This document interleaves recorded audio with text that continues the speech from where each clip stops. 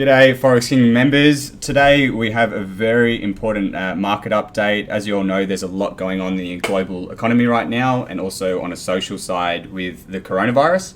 There's a lot of opportunities in the market. There's also a lot of risk out there. So the idea of this webinar is basically to update everyone and bring to attention some of the major events that are occurring right now. We've obviously got myself here, Will, and we've got Tony. Hi guys, how's it going? And today we're going to be having a bit of a discussion on most major points, and we'll get right into it. So if we go over to the next slide, Tony's going to run you through on a bit of analysis of what's happened in the past and where we're at now. Okay guys, so kind of what's happened so far, leading just prior to the coronavirus outbreak, I guess, when the markets were scared, the markets were extremely overvalued prior to the market crash. All asset prices were extremely high. The fear and greed index was at maximum, it was about 98, meaning extreme greed. The S&P 500, Dow Jones and ASX have all capitulated and are still in free fall. We're on a couple of key levels. We're going to look at the charts a bit later on. Also, tech stocks like Tesla, Apple, Facebook, Netflix, and Microsoft all had blow-off tops. Now, a blow-off top generally occurs prior to a large market correction as well. Now, those stocks are suffering at the moment because they are based, or their manufacturing is pretty much based in China. We're also going to discuss the US 10-year to 3-month yield curve, which was signaling a recession 12 months prior to this crash. So a lot of our members in the trading floor would have been aware of this yield curve. We've been, posting about it for ages. China's economic growth was falling throughout 2019 as well. So we're also going to touch on China's economy as a whole. This signals a slowdown in the global economy as demand for products from China decreases. Now, also global shipping has been dropping for a number of years. So this is to do with a number of products that are being shipped around the globe. The shipping index has also been dropping dramatically as well. Yeah, on that note, I mean, as a lot of you guys know, have been members with us for some time, we've been calling that this kind of recession has been looming for quite some time. And the effect of this coronavirus has also had amplified or maybe brought it to full fruition. So we're going to go through and analyze these points a bit more. But before we do that, we just want to touch base on the trading psychology and what we've been hearing from some more inexperienced traders out there as opposed to more experienced. So a lot of you have probably said this at some point in your trading, or now hopefully you're in the experienced section and you're looking at opportunities. But a lot of things that you hear from inexperienced traders right now is, I suck at investing. Investing's not for me. This always happens when I get involved. It's a very common thing to hear these kind of expressions. And what we want to do is really flip that mentality and start seeing things as opportunities. Our more experienced traders are literally saying, wow, look at all these opportunities. I've been waiting for this for such a long time. This is once in a decade or once in a lifetime opportunity to pick the bottom of some of these investment trends and really set yourself up nicely. A really, really common, I suppose, quote, and both these are actually by the famous Warren Buffett, which we live by very strongly. The market is a mechanism for transferring money from the impatient to the patient, guys. Similarly, when everyone is panicking and being fearful, you should be greedy, and vice versa. We can look at the Bitcoin example a bit later. And another example is when there's blood in the streets, you buy. I think that was by Warren Buffett as well. So that's quite a good. There's blood in the streets everywhere at the moment. So we're not suggesting to buy just now, but there is going to be a major opportunity coming up in the coming weeks. That's what we focus on, guys. We focus on giving you the education, the mentorship to set yourself up for success. And that's really what we're focusing on now. We're not saying jump in on the deep end. We're saying keep your eyes peeled, keep on top of the signals that we're posting out. We had a massive night last night on some gold trades in the Euro USD. Basically just keep your eyes peeled, guys. Now is not the time to be sitting on your hands. Now's the time to be proactive and setting yourself up for the market trends to change. Absolutely. Okay, so this webinar, we're going to go into some in-depth analysis of where the global economy is at, understanding bond yields, understanding economic growth of major countries, understanding the equity market as well. So we're going to look at some charts and look at some stock prices as well. What we're also going to be looking at is obviously, as we've just mentioned there is so many risks out there, but there's also so many opportunities. So we're going to have a look at what's been hit the hardest, what industries have actually benefited from this event, or these events that are occurring, where the opportunities lie, and where there is still risk right now, guys. Okay, so many of our trading floor members have seen this chart many times. They're probably sick of seeing this. Essentially, this is the US 10-year to 3-month yield curve. Okay, now essentially, government central banks will sell debt and provide a yield to investors. Now, when the yield curve is extremely low, that means investors are very bullish in the short term because the 3-month yield is higher than the 10-year yield. Okay, now essentially what happens is when the yield curve starts to accelerate higher, that indicates investors are scared about the immediate future within the next 3 months. So investors are then scrambling for the 10-year yield. Okay, so that's where the bond yield curve accelerates higher. Every time the yield curve accelerates higher, there has been a recession. Now, this has a 100% track record for the past 7 recessions. It's now potentially going to add an 8th to its list as well. So this is a major indicator of recessions. Generally speaking, a recession occurs within 12 to 24 months of an inversion. Now, an inversion first happened back in 2019, so it's been 12 months. I think it's now been about 16 months since the first inversion. So we're actually on track with the yield curve prediction here.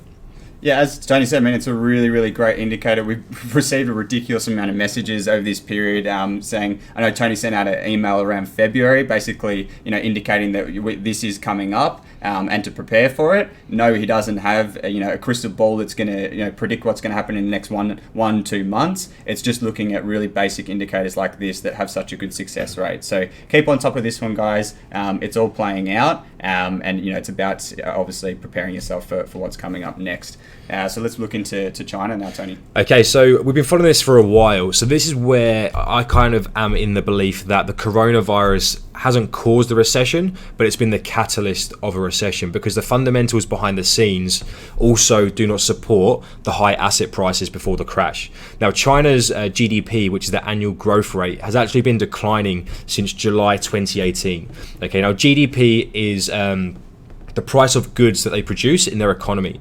Now, it's been dropping for a while since 2018, and that could be due to China's economy has been slowing down, which also indicates the global economy has been slowing down because there's a decreased demand for their products. Okay, so China is pretty much a measure of the global economy in that respect as well. So this has been quite a leading indicator suggesting we've been going into an economic slowdown anyway prior to the coronavirus. This is what we were talking about a little bit earlier as well, that all the signs were there before the crash had happened. It's as Tony has just outlined, you can see a clear decline occurring here. It should have been no surprise that this was going to happen. We've been talking about negative interest rates. Banks have nowhere to move. Stocks are overvalued, and now's the time that we set ourselves up to take advantage of it all. And this is just another indicator behind the scenes. So you've seen China's economy has been slowing down for a while. Now this is the Baltic Exchange Dry Index. Now this measures the cost of shipping goods around the world. Now as you can see, this has been declining since August 2019, the bottom right hand corner. Okay, so the global index of shipping goods around the world has been declining, which also means people aren't buying as many goods. Also the Dow Jones Global Shipping Index in the US has actually been declining since 2016. So they're in, their exporting industry is suffering a lot at the moment. Hence why Trump had to come up with a trade war with China to try and level the playing field out. So essentially, even the fundamentals in terms of delivering goods around the world has been decreasing for a while. So it shouldn't be any surprise now that indices are now suffering, post-coronavirus as well. Okay, so just a brief touch on previous epidemics, I guess. The table on the right-hand side shows you that markets have actually recovered within 6 months. Bar the 1981 HIV outbreak, markets have recovered within 6 months. Now, we are in a very different environment at the moment. The coronavirus is also come at a time of a recession. So we may not see the same recovery within 6 months as previous outbreaks. Okay, but yeah, generally speaking, 6 to 12 months markets have recovered, but however, all fundamentals have been signaling a downturn for a number of months now. Now we don't believe we've seen the bottom just yet. We could see things get a bit worse prior to recovery.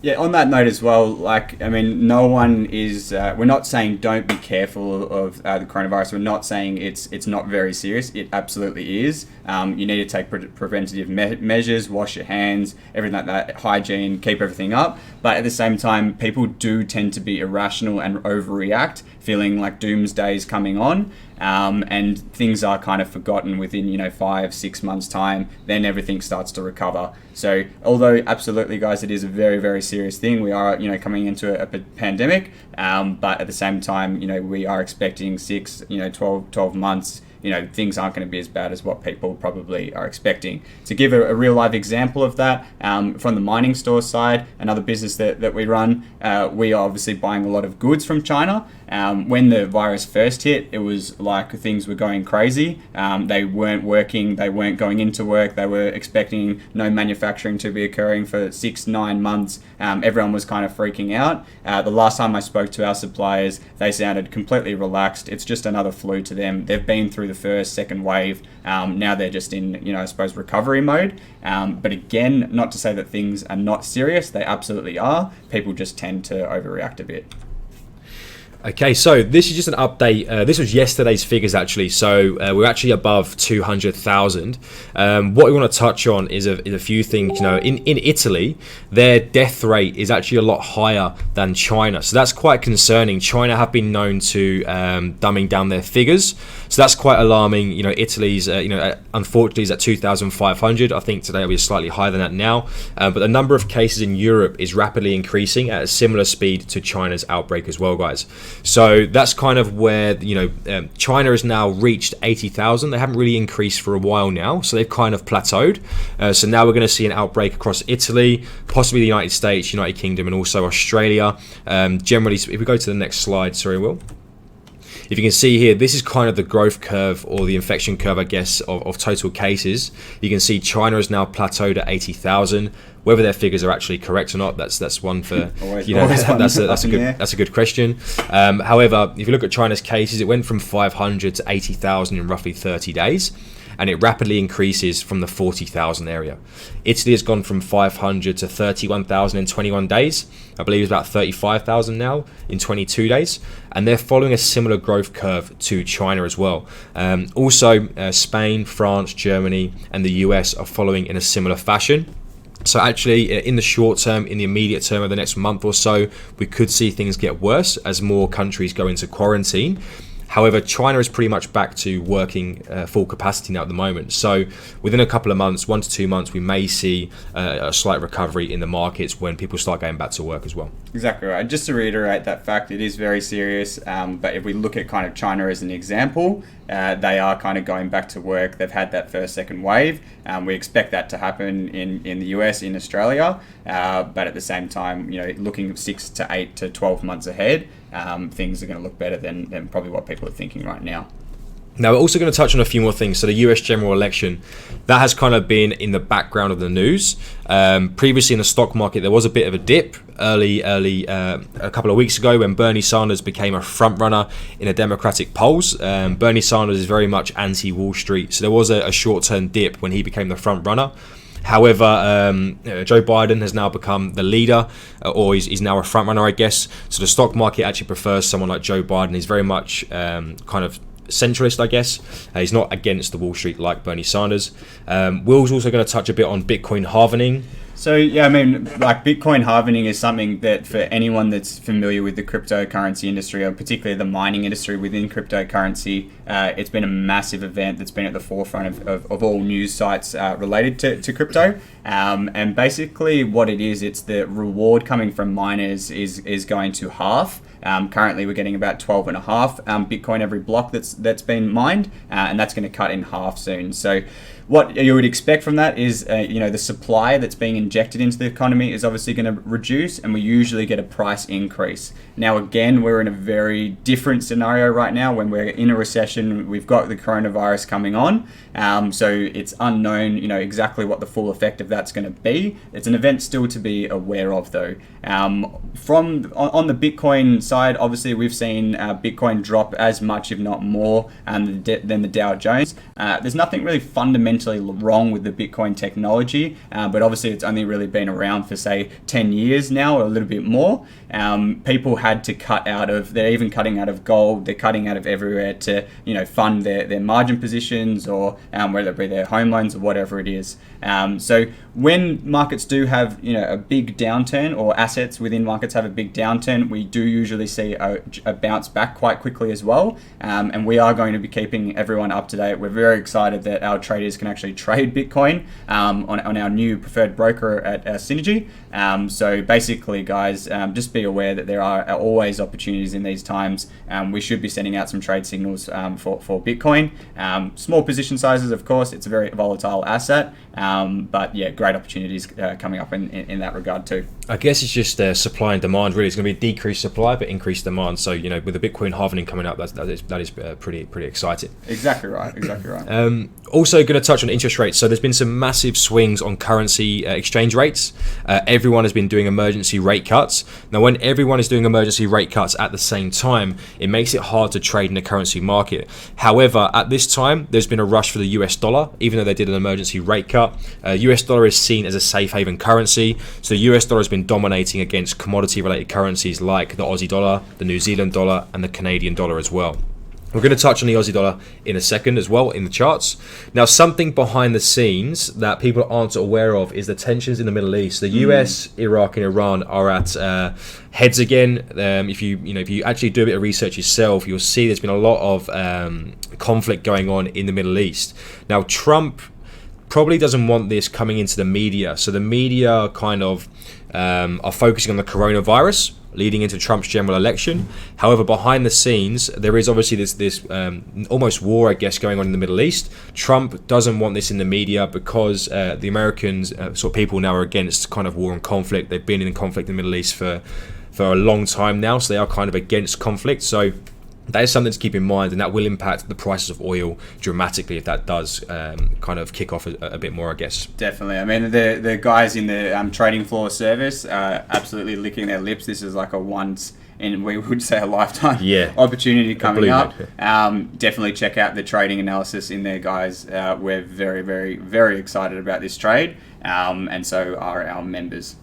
And lastly as well, guys, I want to touch on there's going to be probably a lot of store closures and unemployment is going to increase. So over the next couple of months, we're probably going to see a lot more downside on some stocks and indices whilst we probably go into a recession. This coronavirus has kind of magnified what's going on behind the scenes in terms of fundamentals. So we probably are going to see a lot more store closures. You're probably going to be going to quarantine yourselves, guys. So this is the perfect time to start learning about the market. If you're going to have time on your hands to actually learn how to trade with us here in the trading floor. That's exactly right. Yeah, I mean, you can trade from anywhere. You can trade from home. You can put your trades on before work. And again, back to those experienced investors mentality. There's one in a lifetime opportunities coming up. Obviously, understand the risk, but take advantage of those opportunities and head over to the trading floor. We will have a link in there for a trial, I believe, for you guys. So if you want to jump in on that, it'll be in the bottom of this link. But let's move on with the analysis. So obviously, we've been talking about opportunities and risks out there, and these are some of the industries that you could keep your eye on. So obviously aviation and travel.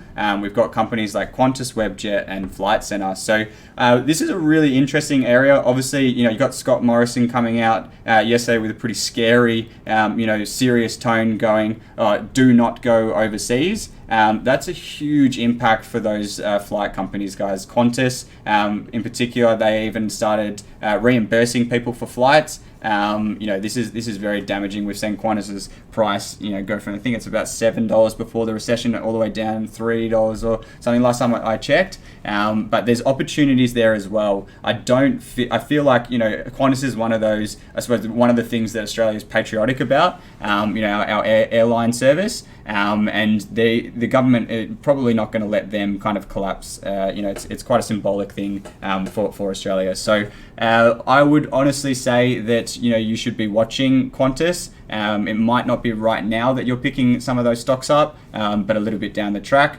Obviously, this isn't financial advice, guys, but we're just bringing your eyes to some of the opportunities. Webjet and Flight Centre, on the other hand, we're personally quite worried about Flight Centre. They have a lot of retail stores. They might struggle quite a lot during this time. Webjet, on the other hand, if they survive, that could be one that rebounds quite heavily. They're mostly online based. For the next couple here, things like ShareWorks, people aren't even going into their own work, let alone ShareWorks. We're expecting that these kind of companies are going to have a bit of trouble. Auction houses, on the other hand, during these times, you often see people panic selling some really expensive and rare artwork or other types of assets. Auction houses could do quite well. There is a couple articles that you can read up on about this, that what happened during the GFC. So definitely keep your eye on this area. Fintech companies, so things like Afterpay have been absolutely shot. Tony and I often talk about Afterpay. We never really understood the model of just lending out to anyone, I suppose, and that's coming into fruition now. We're really seeing these kind of companies getting hit quite hard. But I guess credit card payments are probably the first ones to be defaulted on. If people go into a recession, people lose their jobs. Credit cards are usually the first ones to be sort of hit on the head, I guess. And it's hit quite hard. So probably stay away from those. Those are the ones that I would say just way too high risk. If you are looking to pick up some stocks on recovery, and then again, I suppose anyone who's just not 100% sure on exact stocks to pick, you're looking at things like indices, which we're going to dive into a bit more. On the other hand, supermarkets, we all have seen there's absolutely nothing left on the shelves. They are having quite a nice rally. We're going to have a look at Woolworths charts in a bit. And then, of course, and we love at the Forex Kings, we love our physical assets and commodities. Had an absolute killer on shorting some gold last night. Most people would think, oh yeah, buy gold during tough times, but that's already been priced in, guys. People are now selling off that gold, so they have money to pay for other stock positions they have, margins that they have, or even pick things up at the bottom. So we'll keep our analysis up on that side. And again, that oil trade that we're talking about, it gets me excited even thinking about it. But Tony's going to touch on a couple of things there as well. Yeah, just with that gold trade. So banks are in a lot of trouble at the moment. So they have to sell down their gold for cash. They're being squeezed by interest rates at the moment as well. So everyone's kind of selling down their gold assets. They need cash. There's no liquidity in the banking market at the moment. So they are in a kind of desperate need to sell down some assets. So that's why you're seeing a bit of pressure being put on gold as well. Absolutely. Moving through, so do you want to go through this one? Yeah, perfect. So we're going to look at some charts now, guys. Trading floor members, you'd have enjoyed this one. I am kind of kicking myself a bit as well. We did pick that wedge perfectly for a sell position. We jumped out far too early, though. We are kicking ourselves about this opportunity. I thought it was a bit too early for a massive correction of that size and that speed. However, we have been calling it for a while, and to close out a position a bit too early was a bit disappointing. But the trading floor members done very, very well on this setup. So that's the DAX now. And you can see the DAX has now returned to kind of the 2011, 2008 levels. So we're on about the 8,000 mark. Where are we going to go from here now? Are we going to see some further downside? Or are we going to see a bit of a bounce? We may see a bit of a retracement as a key support level. However, if we do get the full EU going into shutdown and Germany maintains in quarantine for a while, their actual economy isn't well supported. Their GDP is ridiculously low. So a lot of fundamental data is bad. Their manufacturing was in a recession prior to the crash. So manufacturing is also a key indicator. So they're not actually manufacturing many goods at the moment. So the fundamentals do not support a recovery on the DAX just yet. It wouldn't surprise me if we saw a breakthrough on that one. That's really good. So let's have a look at some other charts as well. If we just bring this over. All right, so do you want to start on the Dow? Yeah, we're just going to start on the Dow Jones to begin with, guys. So we've been following this kind of megaphone structure for a while. We was all selling the Dow Jones around this level of 27,000, but what we probably found is that the Federal Reserve in the US have been printing money, and they've been lending money to banks overnight as well. So they've been pumping up asset prices. This whole rally here, there was no fundamental data to support that rally. That was kind of just based on free money from the Fed printing over a number of months. We then had a double top. This little dip here was when Bernie Sanders came as a front runner for the Democrats. Then we've had a bit of a recovery. We've now had just a pure waterfall kind of pattern lower. We're now testing a key structure at the bottom of this megaphone. Now, if we just go to the monthly charts, this is quite a key one to look at, guys. The monthly charts, we are now holding the 100-day moving average, okay? Now, if we go back to kind of what happened previously during the GFC in 2008, this 100-day provided a short-term support level. By all means, you don't want to be buying there, okay? You don't want to be buying here either. But what that does mean is we could see a bit of a retracement higher before an even further drop. That's it. And if you look there, like if we even just zoom in, what Tony means by this support, you can literally see it's kind of bounced through that 100 moving average line, come back up, and tried to decide where it's going to go from there. The exact same thing has happened right now. So it's bounced through that 100 moving average, bounced back up. We're now getting people going, is this the bottom? It's looking like, based on previous history, that we could get an absolute breakthrough. As we say, coronavirus hasn't really even hit in full force to the USA yet. So there's a very good chance we could come back down, guys. And we'll be looking at around this kind of 200 moving average, seeing if we can find some direction here. And that's potentially where we might looking to start picking up some buys. But in between kind of these two moving averages, there could be some great selling opportunities still coming ahead there. Absolutely. And if you look back at the history there was just over a 50% correction during the financial crisis. Now, based on that, if we got a 50% correction here, 30,000, that would also suggest around the 15,000 level near the 200-day moving average. So that's probably a key level to watch, guys, around here. We may even get a bit of a breakthrough of the 200-day. This is what we call a bear trap. So when it breaks through the 200-day, sellers would step into the market. It's what we call a bear trap before a nice reversal. So do keep an eye on these two levels around here, 13,000 and 15,000 on the Dow Jones. Absolutely. Always big opportunities in times like this. A lot of people are going to be sitting on their hands, scared, not knowing what to do. Obviously, you want to be smart with your decisions. You want to make sure you're not overexposing yourself, taking small positions at a time and adding to them as they go. But yeah, definitely make sure that you don't miss out on opportunities that lie. Absolutely. Now we're just going to touch on Tesla. Why I'm picking Tesla is because the media has been so bullish on Tesla pretty much until the day it fell through the floor. If you look at CNBC, they're pretty much, kind of enticing retail and novice traders to buy into this stock, saying it's never going to end. The rally's never going to end. So that's kind of where the retail traders get stuck at the top. Now remember, retail investors, whenever you see the news trying to suggest one thing, there's an ulterior motive, okay? So when you're buying a stock, there needs to be someone selling a stock. Now who's selling the stock at the top there? The professional traders, your institutions. So everyone's kind of been bought into this rally. It's pretty much gone parabolic, which does tend to happen before a big correction. You've got the retail traders picking up the stocks. Now they're the ones that are holding the stock at 1,900, so they're now stuck in their positions until it recovers. However, with Tesla, we do feel Tesla is kind of the future with their kind of products. So if we do get a breakthrough of this level 275 and possibly 200, these two levels would be some pretty cheap levels to buy into Tesla at some stage, for a long hold, I guess, for your portfolio. Definitely.